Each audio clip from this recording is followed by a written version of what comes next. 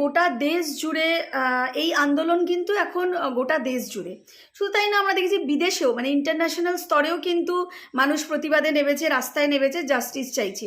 যখন বাংলার এরম একটা ভয়ঙ্কর জায়গায় এসে দাঁড়িয়ে আছে বাংলা, বিভিন্ন মহল থেকে, সেটা রাজনৈতিক দলও এবং বিভিন্ন মানুষ, বিভিন্ন স্তরের মানুষ, তারাও কিন্তু এই পশ্চিমবাংলায় ল অ্যান্ড অর্ডার নেই এবং রাষ্ট্রপতি শাসনের দাবিতে কিন্তু অনেকেই সরব হচ্ছে বা তারা চাইছে।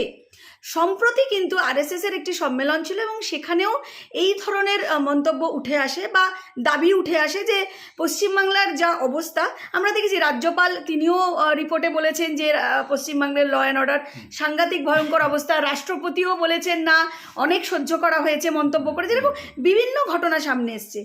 দাবি উঠছে রাষ্ট্রপতি শাসনের, সেখানেও কিন্তু বিজেপির তরফ থেকে দাবি তোলা হয়েছিল। কিন্তু যেটা খুব তাৎপর্যপূর্ণ বিষয়, যে এই দাবিকেও কিন্তু নস্যাৎ করছে আরএসএস। তারা কোনোভাবেই চাইছে না এবং সরাসরি নির্দিষ্টভাবে বলছে যে এই যে দাবি রাষ্ট্রপতি শাসনের, সেটা তারা চায় না এবং কোনো মানে তাতে নাকি গণতন্ত্রে আঘাত পড়া, মানে আঘাত দেওয়া হয়। মানে কোথাও যেন আমরা এর আগে শুনেছিলাম আরএসএসের মুখে মমতা বন্দ্যোপাধ্যায়কে মা দুর্গা হিসাবে সম্বোধন করতে। কি বলবেন, মানে যখন এইরকম একটা পরিস্থিতি, যেখানে সাধারণ মানুষ রাস্তায় নেমে বাঁচার জন্য কোথাও শান্তি খুঁজছে বা ল অ্যান্ড অর্ডার যাতে ঠিক হয়, তারা যাতে সুরক্ষা পায়, নারীরা যাতে সুরক্ষা পায়, যেখানে মানে রাষ্ট্রের দিকে তাকিয়ে বসে আছে, সেখানে আরএসএস তরফ থেকে এই ধরনের মন্তব্য, কি বলবেন? এটা আরএসএস এর কোন নেতা বলেছেন, কোথায় বলেছেন, তোমার কি মনে আছে? হ্যাঁ, কেরালায় সম্প্রতি একটা অনুষ্ঠান হয়েছে, সেখানে মোহন ভাগবতজি তিনি বলেছেন। আচ্ছা, ঠিক একই কথা মোহন ভাগবতজি এই কলকাতায় বসে বলেছিলেন। কলকাতায় বলবো না, হাওড়ায়, বেলুর রামকৃষ্ণ মিশনে উনি এসেছিলেন 4-5 মাস আগে। সেখানে এসে কিন্তু উনি একই কথা বলেছিলেন যে এই মুহূর্তে পশ্চিমবঙ্গ থেকে তৃণমূল কংগ্রেসকে সরিয়ে দেওয়া যাবে না, সেটা রাজনীতি করেই হোক বা 356 ধারা জারি করে হোক। কারণ তৃণমূল কংগ্রেস চলে গেলে সেই জায়গায় বামপন্থীরা চলে আসবে, যেটা আমাদের পক্ষে, মানে বিজেপির পক্ষে খুব ক্ষতিকারক হবে। কারণ বিজেপি এখনো সরকার তৈরির মতো জায়গায় নেই।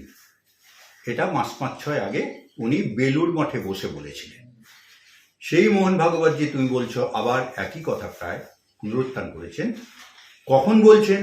যখন গোটা রাজ্য, গোটা পৃথিবীর বাঙালি তথা হিন্দুরা এই একটা জঘন্য হত্যা, জঘন্য ধর্ষণের বিরুদ্ধে জাস্টিস চাইছে। এটা একটা অদ্ভুত লাগছে। তো একটা জিনিস লক্ষ্য করার আছে, আমি সাংবাদিক হিসেবে অনেক কিছু তো পর্যবেক্ষণ করি এখনো বয়স হলেও, সেটা হচ্ছে যে এই আন্দোলন যখন থেকে শুরু হয়েছে তার আগে থেকেই কিন্তু দেখা যাচ্ছে যে কেন্দ্রীয় স্তরে, মানে প্রধানমন্ত্রী বা স্বরাষ্ট্রমন্ত্রীর মতো গুরুত্বপূর্ণ জায়গাগুলো থেকে খুব একটা বেশি বক্তব্য কিন্তু শোনা যাচ্ছে না। প্রধানমন্ত্রীর মুখে 2-3 বার কিছু বক্তব্য টুকরো টুকরো পাওয়া গেছে, কিন্তু সেই অর্থে দাবি বলতে যা বোঝায়, এর আগে ওনার মুখে শুনেছি, সেই ভাষা কিন্তু এখনো শুনতে পাওয়া যায়। তার মানে এটাই যে মোহন ভাগবতজি আজকে প্রকাশ্যে যেটা বলেছেন, সেই চাপটা বিজেপির ওপর আগেও ছিল, যার ফলে তারা ইচ্ছে করলেও কিছু করতে পারছে না। যদি এটা সত্যি হয় তাহলে এটা চরম দুর্ভাগ্যজনক যে একটা কেন্দ্রীয় সরকার একটি সংগঠনের চাপের মধ্যে পড়ে সে সত্যি কোনো অন্যায়ের প্রতিবাদ করতে পারছে না, ন্যায়সঙ্গতভাবে কোনো প্রশাসনিক সিদ্ধান্ত নিতে পারছে না এবং পশ্চিমবাংলার মানুষকে আরও দুর্বিষহ দুর্বিপাকের মধ্যে ফেলে দিচ্ছে। কিন্তু এত ম্যান্ডেট নিয়ে একজন সরকার, সে সরকার গড়েছে, সেই সরকার এইভাবে ফেলে দেওয়া যায় না, তাতে গণতন্ত্র আক্রান্ত হয় আরএসএস এর তরফ থেকে বলা হচ্ছে। একদম ঠিকই বলেছে। তো আমি তো এর আগেও আমার বক্তব্যে একই কথা বলেছি যে একটা সরকার এত ভোট পেয়ে এসছে, কিভাবে পেয়েছে সেটাও বিতর্কিত, কিন্তু পেয়েছে। তো তা পেয়ে যখন এসছে তাকে তো এইভাবে ফেলে দেওয়া যাবে না। কিন্তু কথা হচ্ছে তুমি প্রতিবাদ করবে না, কথা হচ্ছে তুমি সেখানে কোনো স্টেপ নেবে না। কারণ তোমার আইএএস আইপিএস অফিসারগুলো সেন্ট্রাল ক্যাডারের। তো তুমি যখন দেখছো যে দিনের পর দিন, বছরের পর বছর সেই আইএএস আইপিএস অফিসারদের একাংশ তারা চরম অন্যায় করে যাচ্ছে, তুমি তো তাদের বিরুদ্ধে ব্যবস্থা নিচ্ছ না। তো তোমরা শুধু একটি অফিসারকে গত বছর একটা বিপদের মধ্যে ফেলেছি, তারপর কিন্তু তুমি চুপচাপ কেন? একটা যুক্তরাষ্ট্রীয় শাসন ব্যবস্থা, সেই যুক্তরাষ্ট্রীয় শাসন ব্যবস্থা রাজ্যের যেমন ক্ষমতা থাকে, কেন্দ্রীয় হাতে অনেক ক্ষমতা আছে। তুমি আমার থেকে ট্যাক্স নিচ্ছ, শুধু রাজ্য নিচ্ছে না, তুমিও নিচ্ছ, তোমারও দায়িত্ব আছে। তুমি শুধু বছরে বাজেটে একটা টাকা দিয়ে দিলে এই খাতে খরচ করো, ওই খাতে খরচ করো, সেখানেই তোমার এটা দায়িত্ব শেষ হয়ে যাচ্ছে না? মানুষের অধিকার রক্ষা করার দায়িত্ব তোমার। কেন একটা কিশোরী 31 বছরের তরুণী একটি ডাক্তার সে রাত্রিবেলা ওই রকম নৃশংসভাবে খুন হবে সরকারি হাসপাতালের মধ্যে? কি অন্যায় ছিল তার? সেটা কেন প্রকাশ্যে আসবে না? কেন তাদের যাদের বিরুদ্ধে অভিযোগ তাদের এইভাবে গা ঢাকা দিয়ে রাখছে সরকার? এটা বলবে না তুমি কেন্দ্রীয় সরকার হয়ে? সব রাজ্য তো আসলে তোমার আন্ডারে, মানুষ তো তোমার মুখের দিকে। যখন আমি রাজ্যে অধিকার কায়েম করতে পারছি না, তখন আমি তো যাব তোমার কাছে। একদমই। তা তুমি মানুষ কি তো বলছো? তাই জন্যই যাচ্ছে সিবিআই এর কাছে, যখন আমাদের Exactly. রাজ্যের প্রশাসন ফেল করছে তখন তাহলে সিবিআই এর কাছে আজকে যাচ্ছে। যদি মোহন ভাগবত এই কথা বলে থাকেন যে এই সরকারকে ফেলা যাবে না, মোহন ভাগবত যে এই কথা বলেননি গোপনে যে সিবিআই কে দিয়ে কাজ করানো যাবে না এত কিছু, তার কি গ্যারান্টি আছে? সেটা কি কেন্দ্রীয় সরকার পরিষ্কার করে বলবেন যে না এরকম কথা আমাদের কেউ বলেনি, কোনো চাপ নেই সিবিআই এর ওপর? বলুক তো একবার প্রকাশ্যে যে সিবিআই কে তো আমরা কোনো রকম প্রেশার দিইনি। সেটা তো বলছেন না তারা। তাহলে তো কোনোদিনই কোনো কিছু হবে না, কোথাও কোনো রাজ্যে কিছু হবে না। পশ্চিমবঙ্গ কেন, গোটা ভারতবর্ষে আগুন জ্বলবে, গোটা ভারতবর্ষের মানুষ বিক্ষোভে নামবে একই রকমভাবে। আজকে গোটা পৃথিবীর মানুষ সাপোর্ট করছে। কোথায় গ্রিনল্যান্ডে দেখছি সেখানে 4টে লোক তারাও মিছিল করছে, স্লোগান দিচ্ছে উই ওয়ান্ট জাস্টিস। কানাডার অন্টেরিও ছোট ছোট শহরগুলোতে বিক্ষোভ দিনের পর দিন। তো এই যে আন্দোলনগুলো চলছে ইভেন সৌদি আরবিয়ায়, কোথায় না হচ্ছে আন্দোলন, তা সেগুলোর কোনো ব্যাপারে কি সেন্ট্রালের কোনো দায়িত্ব নেই? এটা একটা অদ্ভুত ব্যাপার।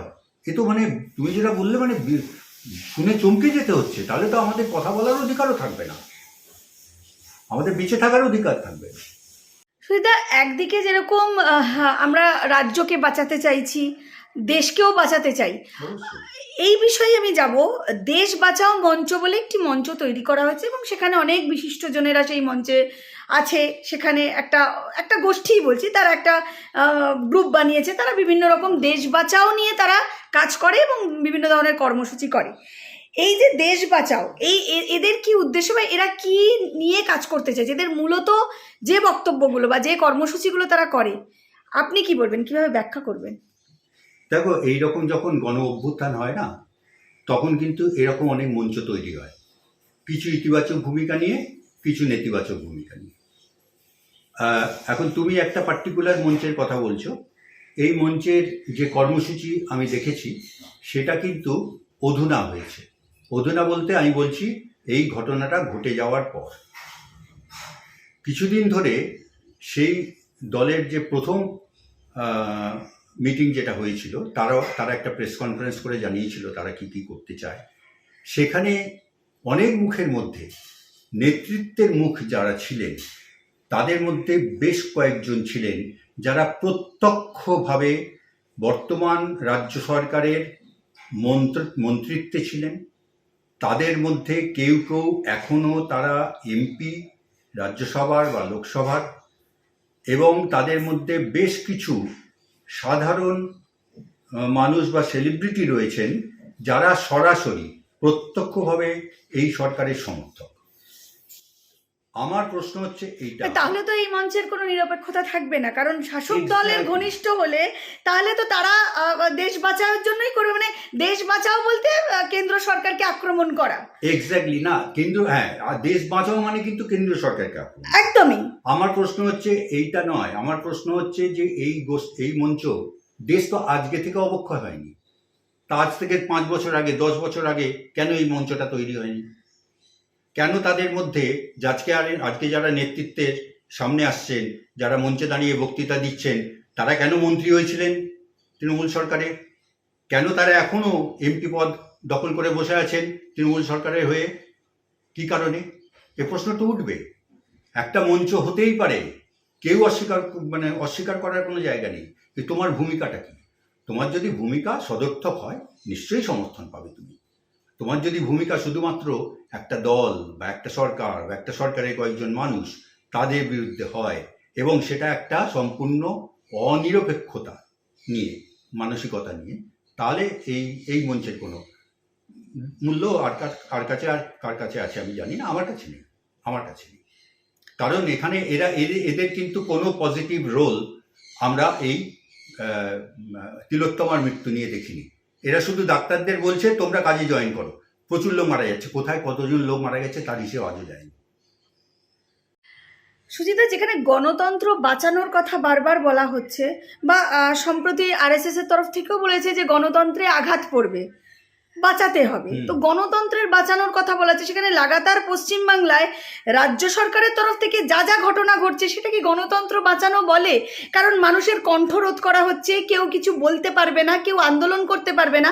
এবং সম্প্রতি মুখ্যমন্ত্রী যেটা বলেছেন যে আমিও ফোর্স করতে পারি যদি কেউ মানে এই আন্দোলনে যারা যুক্ত হচ্ছে তাদের ক্ষেত্রে, এবং তাদের নেতাদের কণ্ঠে যে স্বর, যে আন্দোলন করলে জিপ টেনে ছিঁড়ে ফেলে দেবো, কেটে দেবো, কুপিয়ে দেবো, বা কেন বলবে, মানে এই ধরনের, বা ভাতা দেবো না, লক্ষ্মীর ভাণ্ডার দেবো না, ফেরত দিক, এই ধরনের একটা হুমকিমূলক যে আচরণ, এটা কি তাহলে সত্যি গণতন্ত্র রক্ষা হচ্ছে? না, ওই ফোর্স করার কথাটা বলার পরেই এগুলো হয়েছে। কিন্তু এটাও ঘটনা যে গতকালই সম্ভবত বা পরশু হতে পারে, ওদের যিনি দ্বিতীয় নেতা অভিষেক বন্দ্যোপাধ্যায়, তিনি একটা স্টেটমেন্ট দিয়েছেন প্রকাশ্যে। সেখানে বলেছেন যে কোনো আন্দোলনকারী, কোনো মানুষ সে বিরুদ্ধে কোনো বিরূপ মন্তব্য করবেন না, কারণ এটা জনতার আন্দোলন, এটা মানুষের আন্দোলন, তাদের বলার অধিকার আছে, গণতান্ত্রিক অধিকার। তাদের বিরুদ্ধে কোনো রকম বিরূপ মন্তব্য আপনারা করতে পারেন না। এটা কিন্তু খুব ভয়ঙ্করভাবে স্ট্রিকচারই বলতে পারেন এটা দিয়েছে। এটা ভালো বলেই আমি মনে করছি, এটা একটা ভালো লক্ষণ। এখন যিনি দিয়েছিলেন তিনি কেন দিয়েছিলেন সেটা তিনি বুঝবেন, যিনি আবার সেটার পাল্টা মন্তব্য দিয়েছেন সেটাও তিনি একটা উদ্দেশ্য নিয়েই নিশ্চয়ই বলেছেন। হ্যাঁ, কিন্তু একটা জিনিস যে মন্তব্যই করে থাকুন না কেন, একটা জিনিস সকলে হাড়ে হাড়ে বুঝছে যে ফোঁস করাটা অত সহজ না। ফোঁস কিন্তু মানুষও করতে পারে, সেটা কিন্তু আজকে দেখিয়ে দিয়েছি। কিন্তু একটা তফাৎ আছে, অন্য ফোঁসের মানে হচ্ছে কামড় দেওয়ার ভয় দেখানো, আর এই ফোঁসের মানে হচ্ছে জনতা যখন ফোঁস করে তখন তার মানে হচ্ছে গণতন্ত্রকে বাঁচানো, অগণতন্ত্রের বিরুদ্ধে ফোঁস করা। গণতন্ত্র যখন ধর্ষণ হয় তখন সেই ধর্ষণের বিরুদ্ধাচারণ করা, এটা তাদের মাথায় রাখতে হবে। আজকে শুধুমাত্র এই তিলোত্তমার ধর্ষণ, তিলোত্তমার হত্যাটাই কিন্তু একটা মাত্র ঘটনা নয়, গোটা ভারতবর্ষে এরকম ঘটনা ঘটছে চারদিকে দিনের পর দিন। সেখানে কেন্দ্রীয় সরকারের ভূমিকায় বলো, সেই রাজ্য সরকারের ভূমিকায় বলো, অথবা আমাদের রাজ্য সরকারের ভূমিকা। তফাৎটা কোথায় জানো? তফাৎটা হচ্ছে যে একসময় বলা হতো, তিলক বলেছিলেন যে কথা, যে বাংলা আজ যা ভাবে আগামী দিনের ভারতবর্ষ তাই ভাবে। এতদিন ধরে, গত 57 বছর ধরে আমরা সেইটা ভুলে গিয়েছিলাম, আমরা বাঙালিরাও সেইটা ভুলে গিয়েছিলাম। এখন যেন মনে হচ্ছে যে সেই পুরনো তিলকের কথাটা বোধহয় সত্যি করতে চলেছে বাঙালি আবার, যে বাংলা আজকে যা ভাবছে আগামী দিনে গোটা ভারতবর্ষ তাই ভাববে। সেটা হচ্ছে গণজাগরণ, গণ আন্দোলনের পথে নতুনভাবে একটা প্রশাসনিক সিদ্ধান্ত নেওয়া। অসংখ্য ধন্যবাদ সুজিত দা, এত ব্যস্ততার মধ্যে আপনি সময় দিলেন। নমস্কার। ধন্যবাদ। হ্যাঁ, নমস্কার।